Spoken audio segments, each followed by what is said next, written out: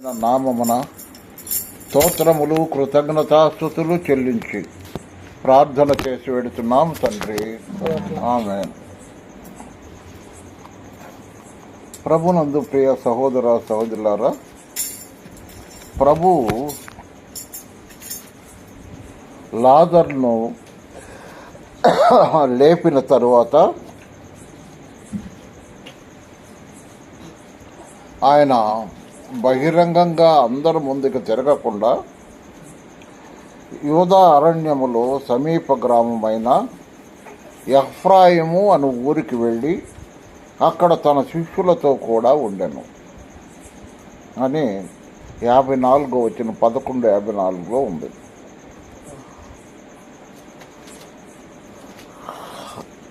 ఆ తరువాత యూదుల పస్కా పండుగ వచ్చింది. యేసు ప్రభు యెరూషలేముకు వచ్చాడు, కానీ అందరూ వెతుకుతున్నారు ఆయన కొరకు. కానీ యెరూషలేములో ప్రవేశించక ముందు బేతనీయకి వెళ్ళాడు. బేతనీయ కోసెడు దూరం అన్నారంటే 2 మైళ్ళు దూరం. ఎక్కడికి? యెరూషలేముకు 2 మైళ్ళు దూరం. బేతనీయులు ఎవరున్నారు? కుష్ఠరోగి అయిన సీమోనును స్వస్థపరిచిన ఆ ఇల్లు అది. అక్కడ మరియా, మార్తా, లాజరు అనబడిన వాళ్ళు ఆ కుటుంబ సభ్యులు ఉన్నారు. ప్రభువు వాళ్ళను ప్రేమించాడు, వారు ప్రభువును ప్రేమించారు. అలాగా ఆ కుటుంబము ఒకరినొకరు ప్రేమానుబంధం కలిగి ఉన్నారు. ఇప్పుడు ఆ ఇంట్లో మరి ఇంకొక కార్యక్రమం జరిగింది. మొట్టమొదట కుష్ఠరోగి అయిన సీమోను అనబడిన తమ తండ్రిని స్వస్థపరిచాడు యేసు ప్రభు. తర్వాత యేసు ప్రభు ఆ ఇంట్లో మరలా చనిపోయిన వాడిని లేపాడు. యేసు ప్రభు ఏ ఇంట్లో ఉంటే ఆ ఇంట్లో స్వస్థత ఉంటుంది. యేసు ప్రభు ఏ ఇంట్లో ఉంటే ఆ ఇంట్లో మరణం అనేది ఉండదు. యేసు ప్రభు ఉంటే మరణం ఎందుకు ఉంటుంది? యేసు ప్రభు లేని చోట మరణం ఉంటుందంటే శరీర సంబంధమైన మరణాన్ని గురించి కాదు నేను చెప్పాను, ఆత్మ సంబంధమైన రెండవ మరణం. యేసు ప్రభు ఉన్న చోట రెండవ మరణానికి అవకాశం లేదు. ఆ విధముగా జరుగుతుంది. సరే, ప్రభు పస్కా పండుగకు 6 రోజులు ముందే వచ్చాడు. 6 రోజులు ముందే వచ్చి బేతనీయలో ఉన్నాడు.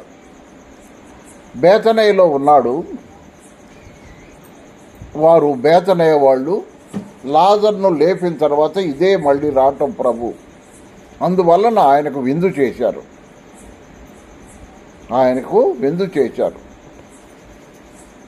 ఆ విందులో కూడా ఎవరు ఏమేం చేశారో అక్కడ రాయబడి చూడండి. 2వ వచనం.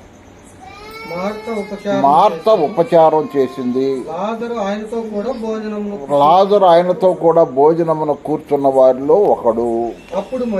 అప్పుడు మరియా ముగ్గురు మిక్కిలి విలువగల అచ్చ జటామాంసి అత్తరు 1 సేరున్నర ఎత్తు తీసుకొని యేసు పాదములకు పూసి తన తల వెంట్రుకలతో ఆయన పాదములు తుడిచెను.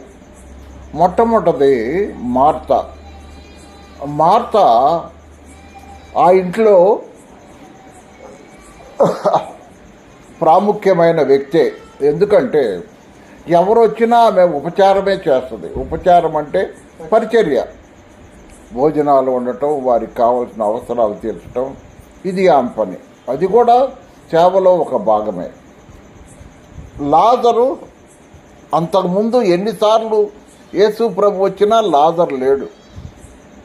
అంతకుముందు ఎన్నిసార్లు యేసు ప్రభు వచ్చినా లాజరు ఉన్నట్టుగా మనకు దేవుని వాక్యంలో కనబడదు. కానీ ఈసారి లాజరు ఉన్నాడు.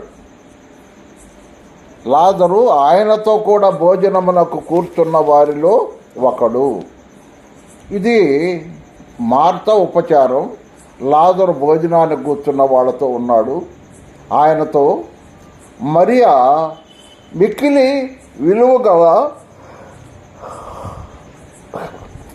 అచ్చజటామాంసి అత్తరు.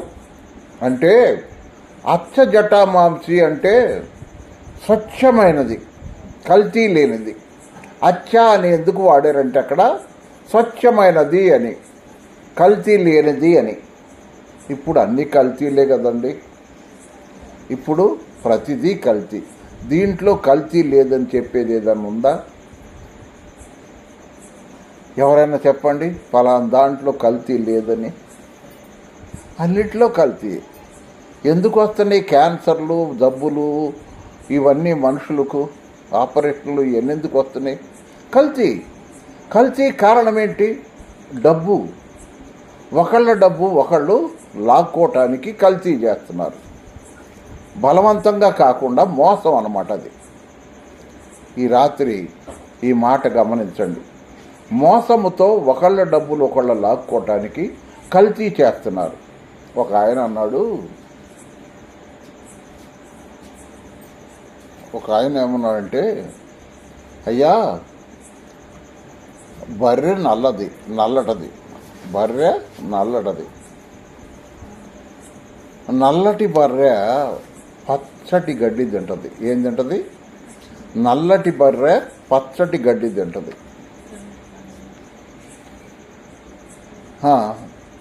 తెల్లటి పాలు ఇస్తుంది. నల్లటి బర్రె పచ్చగడ్డి తిని తెల్లటి పాలు ఇస్తుంది. మనుషుడు వాటిని ఏం చేస్తున్నాడు? కల్తీ.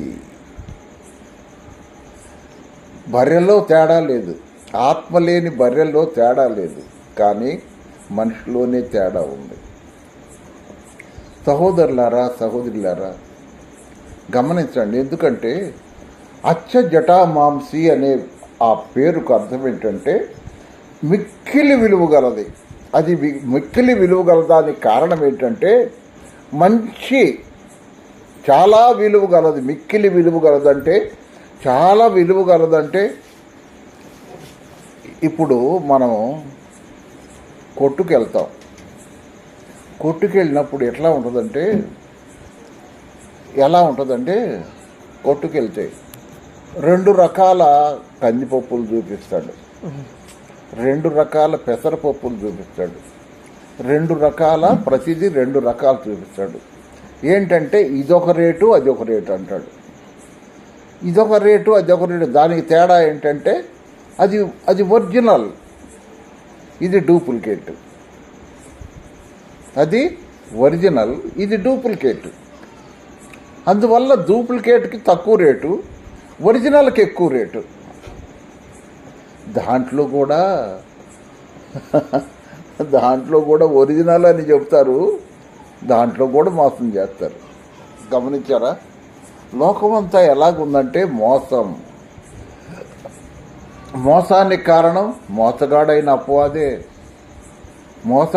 అపవాదే దానికి కారణం. గమనించారా? కాబట్టి అచ్చ అంటే స్వచ్ఛమైనది. డబ్బు ఎక్కువ పెట్టి కొన్నదాన్న, మిక్కులు విలువ గలదు కొన్నది. అయ్యా తేడా ఉండకూడదు. మంచిది కావాలా? డబ్బు గురించి ఆలోచించొద్దు అంటాం ఒక్కోసారి మనం. డబ్బు గురించి ఆలోచించొద్దు, మంచిది కావాలా అంటాం. డబ్బు గురించి ఆలోచించొద్దు అనగానే వాడు రేటు పెంచుతాడు. ఎందుకని? డబ్బు గురించి ఆలోచించొద్దని అంటున్నాడు కంటే ఎంత పెట్టినా కొనాలని ఉన్నాడు అనేది వాడు గ్రహిస్తాడు. కాబట్టి ఈమె మిక్కిలి విలువ గల అచ్చ జటామాంసి అనేది చెట్టు. మీరు పరమగీతం పుస్తకంలో చదవండి. జటామాంసి వృక్షాలు ఉన్నాయి. జటామాంసి అనేది ఒక వృక్షం. అది దాని నుంచి తీస్తారు. ఏంటది? అత్తరు. దాని నుంచి అత్తరు తీస్తారు. ఒక సేరున్నర ఎత్తు తీసుకున్నాను. ఇప్పుడు సేరులు లేవుగా, అప్పుడు మానికలు, తర్వాత స్వాలలు, సేర్లు అని ఉండేవి ఇదివరకు, గిద్దలు. ఇప్పుడు అంతా లీటర్లు కదా, ఇలాగ వచ్చేసినాయి. అన్నీ మారిపోయినాయి, తూనికలు కూడా. కాబట్టి సేరున్నర ఎత్తు తీసుకొని యేసు పాదములకు పూసి తన తల వెంట్రుకలతో ఆ పాదములు తుడిచెను. సహోదరులారా, సహోదరులారా, పాదములంటే మనం చాలా చిన్నతనంగా ఉంటాం. యేసు ప్రభు తన శిష్యుల పాదాలు కడిగాడా లేదా అంటే దాన్ని అర్థం ఏంటంటే తను తాను తగ్గించుకున్నాడు. తగ్గించుకోమని మాదిరి చూపించాడు. ఎంతవరకు? పాదాలు ఇటు పైన పెట్టు, నేను కడుగుతాను అన్నాడా? పాదాల దగ్గరకు వంగాడు ఆయన. పాదాల దగ్గరకు వంగి ఆ పాదాలు ఒక బేసిన్లో పెట్టుకొని బేసిన్లో కాళ్ళు కడిగాడు. కాళ్ళు కడిగి సాల్లే అన్నాడా? కాదు. తన పై రుమాలు తీసి ఆ కాళ్ళు తుడిచాడు. చూడండి ఆయన మాదిరికరమైన తగ్గింపు స్వభావం ఎలాగుందో గమనించారా? ఆ విధముగా పాదములంటే మనం చాలా చిన్నతనం చూస్తాం. కానీ యేసు ప్రభు పాదాలంటే ఆమెకి ఎంత ఇష్టమో తెలుసా? ఎందుకు? లూకాసు వార్తలో మనం చూస్తాం. చూడండి, లూకాసు వార్తలో ఆమె కూర్చునే స్థలం అదే. ఆమె ఎప్పుడు కూడా యేసు ప్రభు వస్తే ఎక్కడ కూర్చుంటుంది? ఏమండి, యేసు ప్రభు వస్తే ఆమె ఎక్కడ కూర్చుంటుంది? లూకాసు వార్త 10వ అధ్యాయం 39వ వచనం. ఆమెకు మరియాను సహోదరి ఉండెను. ఈమె యేసు పాదముల యొద్ద కూర్చుండి ఆయన బోధ. అది ఆమెకు అలవాటు ఏంటంటే యేసు ప్రభు పాదాల దగ్గర కూర్చోటం, పాదాల దగ్గర కూర్చొని ఆయన బోధ వింటాం, ఏం చెప్తున్నాడా ప్రభు అని వింటాం. అది ఆమె పని. అది ఉత్తమమైనది, అవసరమైనది అన్నాడు యేసు ప్రభు. ప్రభు పాదాల దగ్గర కూర్చొని వింటాం అనేది ఉత్తమమైనది, అది ఏమన్నాడు? ఇది అవసరమైనది అన్నాడు ప్రభు. కాబట్టి ఆమె ఎప్పుడు ప్రభు వచ్చినా ఎక్కడ కూర్చుంటుంది? ఆమె పాదాల దగ్గరే కూర్చుంటుంది. కాబట్టి పాదాలకు పూసి తన తల వెంట్రుకలతో ఆ పాదములను తుడిచెను. స్త్రీకి వెంట్రుకలు ఘనము. 1 కొరింథీ పత్రిక 11వ అధ్యాయంలో అంటాడు, స్త్రీకి వెంట్రుకలు ఘనమైనవిగా ఎంచుతారు. వెంట్రుకలు అంటే చాలా అతిశయపడతారు. కొంతమంది పొడవు వెంట్రుకలుంటే అంతకంటే అతిశయం ఏమి లేదు. పొట్టిగా ఉంటే కొంతమంది పిలక జాడ అంటారు కదా, కానీ పొడవుగా ఉంటే పెద్ద అతిశయం. ఈమెకే గనక పెద్ద పొడుగు వెంట్రుకలు ఉన్నాయని కదా, అలాగా. కాబట్టి వెంట్రుకలను బట్టి అతిశయిస్తూ ఉంటారు చాలామంది. మంచిది. కానీ మనిషి, ఒక స్త్రీ దేనిని బట్టి అతిశయిస్తుందో దానిని ప్రభు కొరకు ఏం చేసింది? ప్రభు పాదాల దగ్గర తన తలబెట్టి ఎక్కడ పెట్టింది? ఎట్ట తుడుస్తూ చెప్పు. చూడండి, అక్కడ యేసు పాదాలకు పూసి తన తల వెంట్రుకలతో ఆయన పాదములు తుడిచెను. ఇప్పుడు తల వెంట్రుకలతో పాదాలు తుడవాలంటే తల ఎక్కడికి రావాలా? పాదాల దగ్గరకు రావాలి. ఆయన పాదాల దగ్గరకు తల వంచి తన తల వెంట్రుకలతో ఆయన పాదాలు తుడిచింది. సహోదరులారా, గమనించారా ఎంత తగ్గింపు స్వభావం మరియకుందో? చూశారా? అందుకనే ప్రభు మరియను అన్నాడు, మరియ ఉత్తమమైన దానిని ఏర్పరచుకుంది అన్నాడు. అమ్మా వింటున్నావా? మరియ ఉత్తమమైన దాన్ని ఏర్పరచుకుందన్నాడు ప్రభు. కాబట్టి మనం ఏది ఏర్పాటు చేసుకోవాలా? ఉత్తమమైనది ఏదో అదే ఏర్పాటు చేసుకోవాలి. ఉత్తమమైన దాన్ని మనం ఏర్పాటు చేసుకోవాలి. ఆ తల వెంట్రుకలతో ఆయన పాదములు తుడిచెను. ఇల్లు ఆ అత్తరు వాసనతో నిండెను. ఇల్లు ఎట్లా నిండిందండి? దేంతో నిండింది? అత్తరు వాసనతో నిండెను. అత్తరు వాసనతో నిండెను. కారణం, అత్తరు ఆయన తల మీద పోయిలా ఆమె పాదాల మీద పోసింది. పాదాల మీద పోసి తల వెంట్రుకలతో పాదాలు తుడిచింది. ఇల్లు అత్తర వాసనతో నిండెను. ఆయన శిష్యులలో ఒకడనగా ఆయనను అప్పగింపనై ఉన్న యోధా ఇస్కరియోతు వాడైన యోధా, అతని ఊరు ఇస్కరియోతు, అందుకని అతన్ని ఇస్కరియోతు యోధా అంటారు. ఈ అత్తరెందుకు 200 దేనారాలకు అమ్మి బీదలకు ఇయ్యలేదు? ఈ అత్తరు అమ్మేస్తే ఎంత వస్తుందంట? 200 దేనాలు. అంటే వాడికి రేటు కూడా తెలుసు అనమాట. 200 అన్నాడు ఇక్కడ. 300 దేనారాలు అంటే 300 దేనారాలు. అంటే వాడికి దాని రేటు కూడా తెలుసు అనమాట.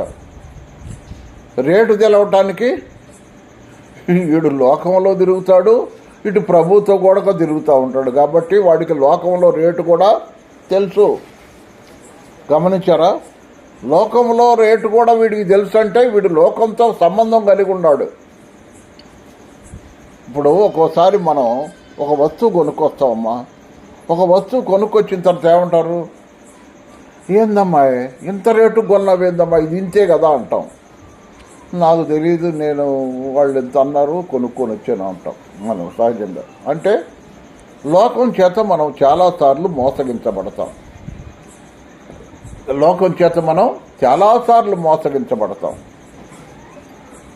అది దేవుని పిల్లలకు సహజమే. కారణం, మనము ఈ లోక పౌరులము కాదు కదా, పరలోక పౌరులము. కాబట్టి లోకం చే మోసగించబడతాం చాలాసార్లు. కాబట్టి 300 దేనారములకు అమ్మి బీదలకు ఇయ్యలేదనను. వాడు ఇలాగూ చెప్పింది బీదల మీద శ్రద్ధ కలిగి కాదు. వాడు దొంగ అయి ఉండి తన దగ్గర డబ్బు సంచి ఉంచుకొని అందులో వేయబడిన ఎత్తుకొని పోతూ వచ్చాను కనుక అలాగూ చెప్పాను.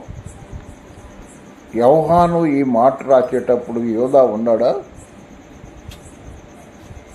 యోహాను ఈ మాట, ఈ సువార్తలో ఈ మాట యోధా ఇస్కరియోతును గురించి రాసేటప్పటికి యోధా ఇస్కరియోతు లేడు. ఏమైపోయాడు? పాతాళ అగ్నిగుండానికి వెళ్ళిపోయాడు. వెళ్ళిన తర్వాత రాయబడిన గ్రంథం ఇది కొత్త నిబంధన. వెళ్ళిన తర్వాత యేసు ప్రభు పరలోకానికి వెళ్ళాడు, శిష్యులు సేవ చేస్తున్నారు. అప్పుడు రాశారు. మత్తయి రాసిన, మార్కు రాసిన, లూకా రాసిన, యోహాన్ రాసిన, లూకా అపోస్తుల కార్యములు రాసిన, ఈ పత్రికలన్నీ రాసినా కూడా యేసు ప్రభు ఉన్నప్పుడు రాయలా. యేసు ప్రభు వెళ్ళిపోయిన తర్వాత రాశారు వీళ్ళు. ఇప్పుడు యూదా ఇస్కరియోతు కూడా పాతాళానికి వెళ్ళిన తర్వాత రాశారు. గమనించారా? వాడు దొంగ అయి ఉండి అన్నాడు. కాబట్టి ప్రభువు ఎవరికి అప్పగించాడు? సంచి దొంగకు అప్పగించాడు. అబ్బాయి తాళాలు ఎవరికి ఇచ్చారా అన్నట్టు, దొంగకి ఇచ్చాము తాళాలు అంటాం కదా. ఇంట్లో ఎవడు దొంగతనాలు చేస్తాడో వాడికే బాధ్యత అప్పగిస్తారంట. ఎందుకు? అట్టన్నా మంచివాడు అవుతాడేమో, బాధ్యత కలిగి మంచివాడు అవుతాడేమోనని దొంగకు తాళాలు ఇస్తారంట. కాబట్టి యేసు నన్ను పాతిపెట్టు దినమునకు ఆమెను దీన్ని ఉంచుకొననీయుడి అంటే తాను చనిపోతానని, తనను పాతి పెడతానని యేసు ప్రభువుకు ముందే తెలుసు. కానీ ఈ మాటలు మాట్లాడింది ఎప్పుడు? యేసు ప్రభు ఈ మాటలు మాట్లాడింది ఎప్పుడు? మధ్యలో రాసింది యేసు ప్రభు లేనప్పుడు. మధ్యలో రాసింది పాతాళానికి వాడు వెళ్ళిపోయిన తర్వాత రాశాడు. కానీ 7వ వచనం చూడండి, యేసు ప్రభు అన్నమాట. యేసు ప్రభు ఎప్పుడు మాట్లాడాడు? వాడు పాతాళానికి పోకముందు, వాళ్ళతో ఉన్నప్పుడు, అందరి ముందే మాట్లాడాడు. ఏమని మాట్లాడాడు యేసు ప్రభు? నన్ను పాతిపెట్టు దినమునకు ఆమె దీనిని ఉంచుకొననీయుడి అంటే తాను మన కొరకు చనిపోతాడని, చంపబడతాడని, లేకపోతే తనంతట తాను చనిపోతాడని, చనిపోయి సమాధి చేయబడతాడని, సమాధి నుండి తిరిగి లేస్తాడని, ఈలోపు పాతిపెట్టు దినమునకు ఆమెను దీని అంటే ప్రాతిపట్టిన తర్వాత సుగంధ ద్రవ్యాలు పోస్తారు దేహానికి, శవానికి సుగంధ ద్రవ్యాలు. మనం కూడా పోస్తున్నాం కదమ్మా. ఎన్నడూ కొన్నోళ్ళు పాండుస్తూ ఇంత బారుగా కొంటారు. ఎందుకు పాండ్స్ కొంటారు, మంచిదే. మొత్తం పోసేస్తారండి. ఎందుకండు ఈ మనిషి ముఖం కూడా గుర్తుపట్టలేకుండా పోతారు. వాడు ఎప్పుడు పాపం పాండ్స్ పౌడర్ రాసుకొని ఉండడు కదా, వాడు ఎన్నడూ పాండ్స్ పౌడర్ రాసుకొని ఉండడు. చచ్చిన తర్వాత మాత్రం వాడి ముఖం గుర్తుపట్టకుండా వేస్తారు. ఒళ్ళంతా లేకపోతే ఆ గుడ్డ మీద ఎందుకు వాసన రాకుండా, అది కథ. అంతేగాని వాడి మీద ప్రేమ ఉండి కాదు, చచ్చినోడి మీద ప్రేమ ఉండి కాదు వాళ్ళు చేయటం. వాసన రాకుండా ఉంటుందని పోస్తారు. ఇంకా అత్తర తీసుకొస్తారుగా, అత్తర కూడా పోస్తారు. ఎందుకు? వాసన రాకుండా ఉండాలని. మూసేవాళ్ళు ఆ వాసనగా మొయ్యలేరని, అందుకని ఆ విధంగా నన్ను పాతిపెట్టు దినమునకు ఆమెను దీన్ని ఉంచుకొననీయుడి. బీదలు ఎల్లప్పుడూ మీతో కూడా ఉంటుదురు కానీ నేను ఎల్లప్పుడూ మీతో ఉండనని చెప్పాను. బీదలు ఎల్లప్పుడూ ఉంటారు. ఎల్లప్పుడు ప్రభు చెప్పినప్పుడు నిజమే. బీదలు ఎప్పుడు దాకా ఉంటారు? సంఘం ఎత్తబడిన తర్వాత ఉంటారు. సంఘం ఎత్తబడేదాకా ఉంటారు. ఎత్తబడిన తర్వాత ఉంటారు. ఆ తర్వాతకు ఉంటారు. ఎందుకు బీదలు ఉంటారు చెప్పండి?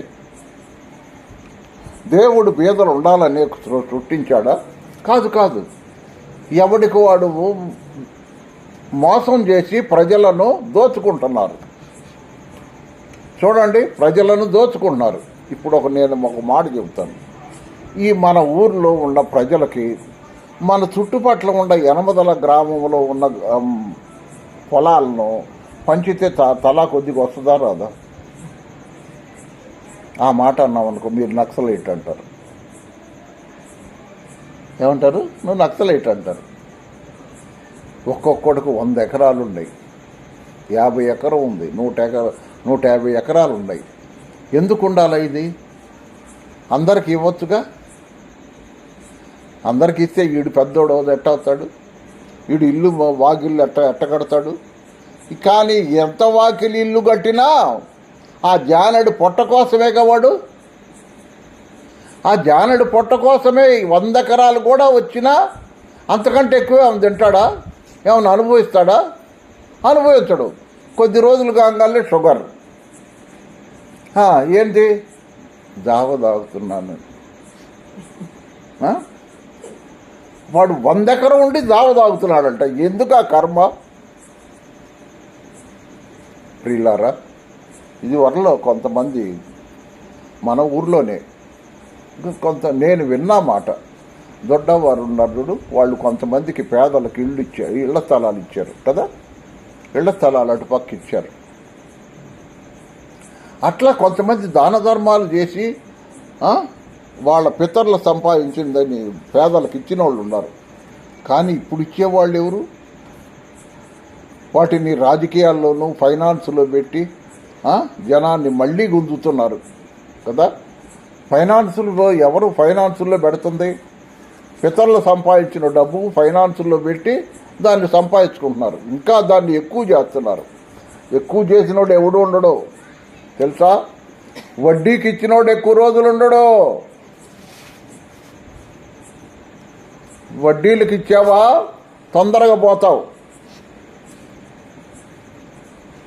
వడ్డీలకి ఇవ్వకండి. ఈ మధ్య అక్కడ నేను అంటున్నానులే, అక్కడ విధరాళ్ళకి 4,000 వస్తున్నాయో, కొంతమందికి 4,000 వస్తున్నాయి. ఏంది పెన్షను? 4,000 వస్తుంటే ఏం గడ్డి తింటున్నారో నాకు తెలీదు. 1,000 వడ్డీలకి ఇస్తున్నారంట. నాకు నెలాఖరికి వచ్చేలేక డబ్బులు దాడులా.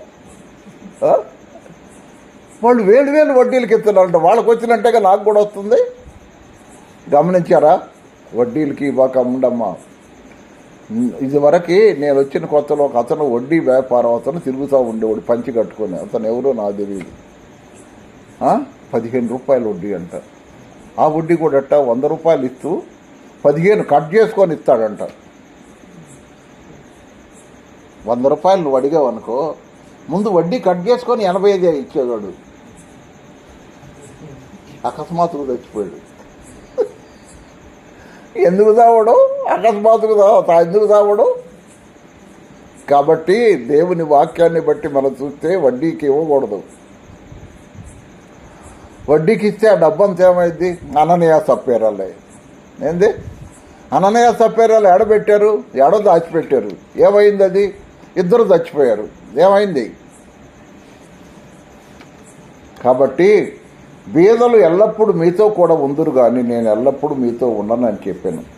యూదులలో సామాన్య జనులు ఆయన అక్కడ ఉన్నాడని తెలుసుకొని యేసును చూచుటకు మాత్రమే కాక మృతులలో నుండి ఆయన లేపిన ఈ లాజరును కూడా చూడవచ్చిరి. యేసయ్యను చూడటానికి వచ్చారు ప్రజలు. లేచి మృతుల్లో నుండి ఆయన లేపిన లాజరును కూడా చూడటానికి వచ్చారట యూదులు. 10-11 వచనాలు. అతను చూచిన యూదులలో అనేకులు తమ వారిని విడిచి యేసునందు విశ్వాసముంచిరి. తమ వారినంటే తమ వారంటే ఎవరు? ప్రధాన యాజకులు, శాస్త్రులు, పరిసయ్యులు వాళ్ళందరినీ వదిలిపెట్టేశారు. వదిలిపెట్టి యేసు ప్రభునందు విశ్వాసముంచారు. ఎవరు? యూదులు. చనిపోయిన వాడిని లేపలేని వాళ్ళు ఎందుకు మాకు అని వాళ్ళని వదిలిపెట్టారు. యేసు ప్రభునందు విశ్వాసం ఉంచారు గనక ప్రధాన యాజకులు లాజరును కూడా చంపాలని ఆలోచించారు. ఓరే బాబా, ఆయన ఏమన్నా మరణం నుంచి వాళ్ళు లేపితే మరణం నుంచి లేచిన వాడిని వాళ్ళు చంపాలని ప్రయత్నం. ఇదే మతమా? అది మతం అంటే. మతం ఎప్పుడు మనిషిని చంపుతుంది, మార్గం ఎప్పుడు మనిషిని చంపదు. మతం ఎప్పుడు తోటి అవతల మనిషిని చంపిద్ది మతం కోసం. కానీ పరలోకానికి మార్గమైన యేసు ప్రభువును నమ్ముకున్న వాళ్ళు మాత్రం తమ ప్రాణం పెడతారేమో కానీ ఎప్పుడు కూడా ఇతరుల ప్రాణం తీసుకోరు. అది క్రైస్తవ్యం అంటే. 12 మర్నాడు ఆ పండుగకు వచ్చిన బహుజన సమూహము యేసు యెరూషలేముకు వచ్చుతున్నాడని విని ఖర్జూరపు మట్టలు పట్టుకొని ఆయన్ను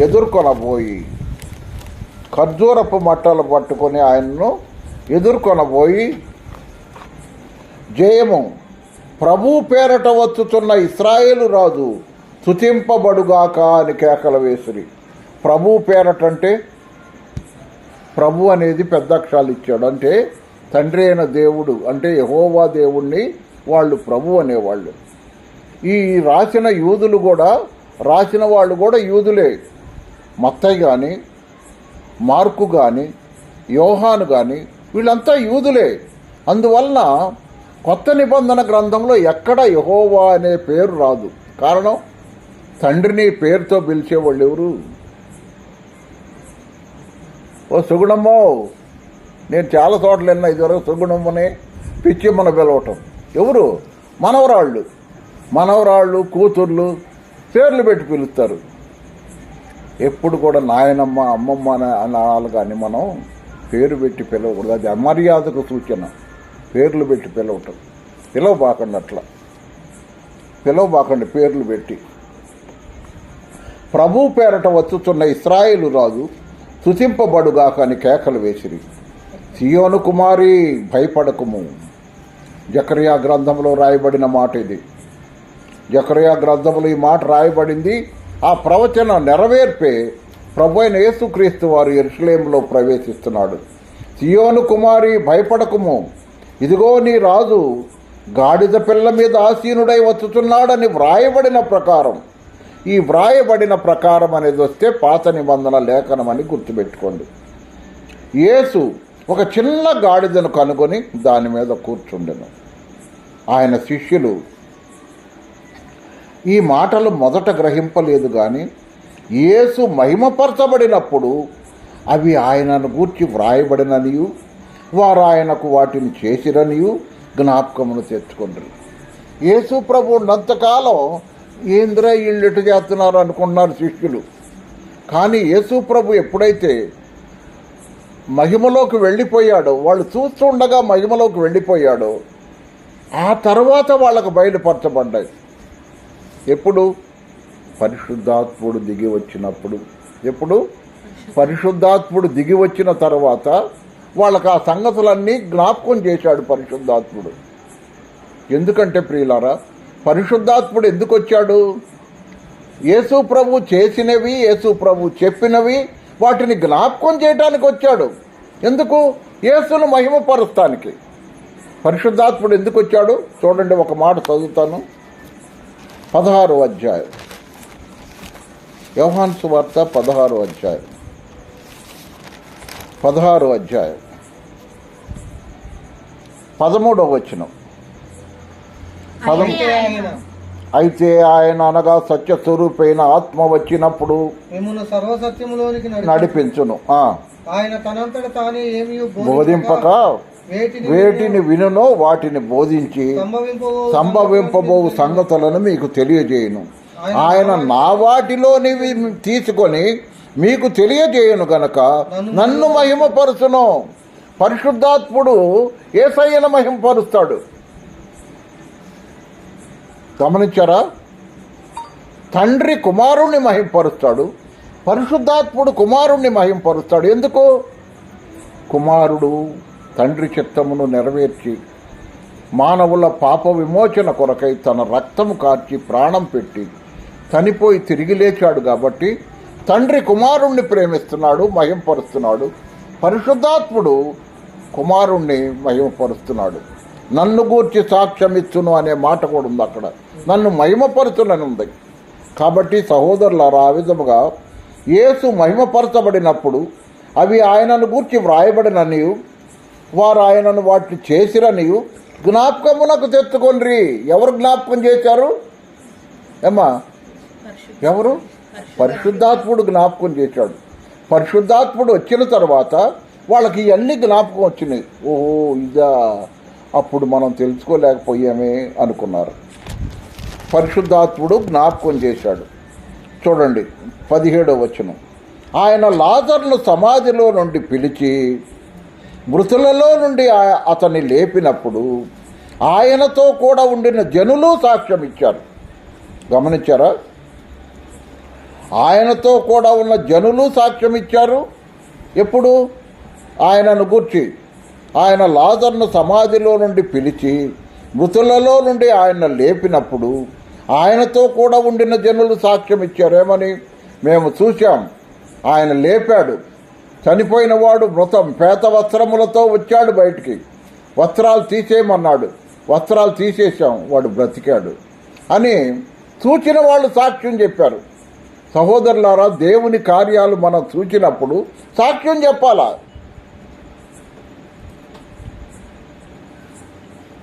ఇవాళ ఒక ఆయన పాట పాడాడు. ఎవరైనా ఇవాళ ఒక ఆయన పాట పాడాడు. ఏం పాట అది? ఏది నీ సాక్ష్యం, ఏది నీ సాక్ష్యం అని ఒక పాట పాడాడు. ఎక్కడ పోయి పాడాడు? విజయవాడ పోయి పాడాడు.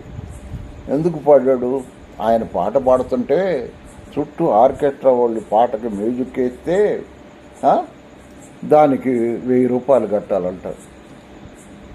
1000 రూపాయలు ఇచ్చి పాట పాడాడమ్మా. 1000 రూపాయలు ఇచ్చి ఎందుకు? తాను పాట పాడినట్టు జనానికి కనపడాల. మళ్ళీ ఆ సీడీ తీసిస్తారంట. ఎవరి మహిమ కొరకు? తన మహిమ కొరకు. ఎప్పుడు మన మహిమ కొరకు మనం ఎప్పుడూ చేయకూడదు. దేవుని మహిమ కొరకు చేయాలి, కానీ మన మహిమ కొరకు ఎప్పుడూ చేయకూడదు. నేను ఒక్కోసారి అదే అనుకుంటా, ఇవన్నీ ఎందుకు మనకి అనవసరం? దేవుడు రికార్డ్ చేస్తున్నాడు కదా, దేవుడు అక్కడ క్యాసెట్ రికార్డ్ చేస్తున్నాడు, మనం క్యాసెట్ చేసుకోవటం ఎందుకు? కాకపోతే ఏంటంటే పోయిన తర్వాత పెట్టుకుంటాను గుర్తుకు, అది. అంతేగాని అక్కడ క్యాసెట్ ప్లే అవుతుంది, ఎక్కడ? పరలోకంలో క్యాసెట్ ప్లే అవుతుంది. అన్నీ చూపిస్తానన్నాడు కదా, అన్ని వరుసనే చూపిస్తానన్నాడు 51 కీర్తనలు. అన్నీ మీ కళ్ళ ఎదుట నేను చూపిస్తానన్నాడు. కాబట్టి మన క్యాసెట్లన్నీ అక్కడ కనపడుతున్నాయి. ఎవరు వాక్యం వింటున్నారు, ఎవరు నిద్రపోతున్నారు, ఎవరు వాక్యం వినలేకపోతున్నారు, ఎవరు అన్యమనస్కంగా ఉంటున్నారు, అవన్నీ కూడా అదిగో అక్కడి నుంచి క్యాసెట్గా ప్లే అవుతుంది ఆడ. సహోదరులారా జాగ్రత్త, జ్ఞాపకం తెచ్చుకొండ్రి. ఆయన లాజరును సమాధిలో నుండి పిలిచి లేపినప్పుడు ఆయనతో సాక్ష్యం. అందుచేత ఆయన సూచక్రియలు చేశానని జనులు విని ఆయనను ఎదుర్కొనబోయిరి. కావున పరిచయులు ఒకరితో ఒకరు, మన ప్రయత్నములెట్టు నిష్ప్రయోజమైన పోయినవో చూడండి, ఇదిగో లోకము ఆయన వెంట పోయినదని చెప్పుకొనిరి. మనం ఎంత ప్రయత్నం చేసినా అతడు చేస్తానే ఉన్నాడు, ప్రజలు ఆయన వెంట పోతానే ఉన్నారు అని చెప్పి పరిచయులు, ప్రధాన యాజకులు, శాస్త్రులు వీళ్ళందరూ కూడా ఆ విధముగా వాపోతున్నారు. ఎందుకని? వాళ్ళ ద్వారా జరగట్లా, దేవుని కార్యాలు వాళ్ళ ద్వారా జరగట్లా, ఒక వడ్రంగి వాని ద్వారా జరుగుతున్నాయి. అది వాళ్ళ బాధ. నజరేతు వాడైన ఒక వడ్రంగి వాని ద్వారా ఈ కార్యాలు జరగటం ఏంటి? మేము ప్రధాన యాజకులము, పరిచయులము, శాస్త్రులం, మత నాయకులం, మా ద్వారా జరగకుండా ఒక వడ్రంగి వాని కుమారుడు ద్వారా జరగటం ఏంటి? అది వాళ్ళ యొక్క ముసుగు. వాళ్ళకి ముసుగేయబడి ఉంది. ఏం ముసుగో చెప్పండి? బెత్లెహేములో పుట్టినట్టు వాళ్ళకు తెలియదు, నజరేతులోనే పుట్టినట్టుగా, నజరేతుల్లో పెరిగినట్టుగానే వాళ్ళకు తెలుసు. కానీ యోసేపు కుమారుడుగానే వాళ్ళకు తెలుసు. కానీ దేవుని కుమారుడు ఈ లోకానికి మెస్సియాగా వచ్చాడని ఆ సంగతులు అవి వాళ్ళకేమీ తెలియదు. మరుగు. ఎందుకు? ఆయన సిలువ వేయబడాల. వాళ్ళ చేత సిలువ వేయబడటానికి అవన్నీ మరుగైపోయినాయి. కాబట్టే ఆయన సిలువ వేశారు. సహోదరులారా, యేసు ప్రభు సిలువ వేయబడటానికి కారణం ఏంటంటే ఆయన పుట్టినది మరుగైపోయింది. ఆయన యోసేపు కుమారుడే అనుకుంటున్నారు, కానీ దేవుని కుమారుడే ఈ లోకానికి వచ్చాడని వాళ్ళు అనుకోలేకపోతున్నారు. అమ్మా, వింటున్నావా? కాబట్టి ఈ రాత్రి ఈ మాటలు మన హృదయాల్లో ఉంచుకొని, మనం నమ్ముకున్న దాన్ని బట్టి, మనం పరిశుద్ధాత్మను పొందిన దాన్ని బట్టి మనం పరలోకానికి వెళ్తాం. నమ్ముకున్నావా? పరిశుద్ధాత్మను పొందేవా? ఆత్మచేత నడిపించబడుతున్నావా? ఒక్కసారి ఆలోచించు. ఆత్మచేత నడిపించబడుతున్నావా, లేక మనుషుల చేత నడిపించబడుతున్నావా, లేక నీ మనస్సు చేత నడిపించబడుతున్నావా? ఒక్కసారి ఆలోచించు. నీ మనస్సు చేత నడిపించబడుతున్నావా, పరిశుద్ధాత్మని చేత నడిపించబడుతున్నావా, లేకపోతే మనుషుల చేత నడిపించబడుతున్నావా? ఒక్కసారి నిన్ను నీవు ఆలోచించుకొని దేవుని ఆత్మకు అవకాశం ఇవ్వు. దేవుని ఆత్మ నిన్ను ఎలాగూ నడిపిస్తాడంటే వాక్య ప్రకారం నడిపిస్తాడు. కాబట్టి అలా నడిచి మహిమలోకి చేరాల మనం. అంతేగాని మన ఇష్ట ప్రకారం కాదు. నా కుమారుడా, లోకములో నీకిష్టమైనట్టు జీవించావు. ఎక్కడ? ధనవంతుడు లాజరును గురించి అబ్రహాం ఏమంటున్నాడు? నీకిష్టమైనట్టు జీవించావు. దేవుని ఆత్మ ప్రకారం జీవించాల. ప్రార్థన చేసుకుందాం. పరిశుద్ధుడైన మా తండ్రి, యేసు ప్రభువు మహిమగల నామం నీకు స్తోత్రం నాయన.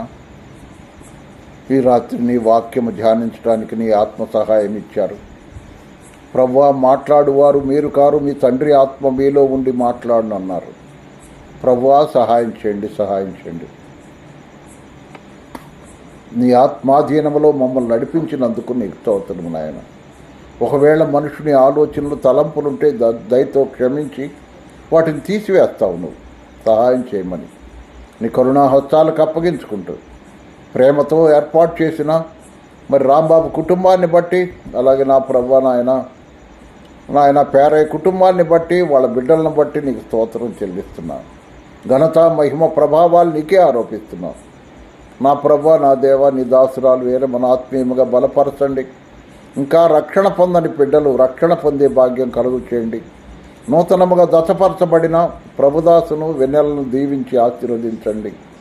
ప్రభువా కృప చూపించమని, అలాగే నాయన ఎలీషా కొరకును సింధూరా కొరకును వారికి ఇచ్చిన బాబు కొరకు ప్రార్థన చేస్తున్నాం, దీవించండి. నా ప్రభా వేరే మారు మనసు కొరకు ప్రార్థన చేస్తున్నాం, కనికరించండి. చేరి వచ్చిన ప్రతి బిడ్డ నీ వాక్యం ఎలా విన్నారో నువ్వు చూస్తూనే ఉన్నావు.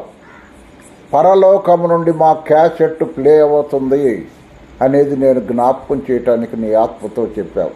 కాబట్టి నాయన మేము ఎలా వింటున్నామో, ఎలా నీ వాక్యాన్ని మా హృదయంలోకి తీసుకుంటున్నామో, త్రోవ పక్కన పడిన విత్తనంలాగుందా నాయన, మరి రాతి నేలను పడిన విత్తనములాగుందా, ముండ్ల పొదల్లో పడిన విత్తనములాగుందా, మంచి నేలను పడిన విత్తనములాగుందో మమ్మల్ని మేము పరీక్షించుకునే కృప దయచేయమని.